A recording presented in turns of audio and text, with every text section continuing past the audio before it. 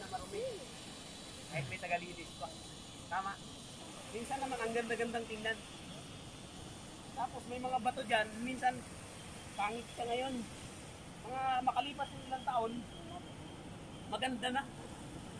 Kumikinis na siya. Pero bago siya kuminis, ang dami niyang pinagdaan ng proseso. Hampasin siya ng alon, iskis siya sa buhangin.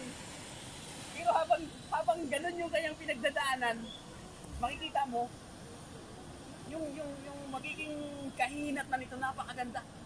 Kaya mamangha ka sa beauty nung buhangin.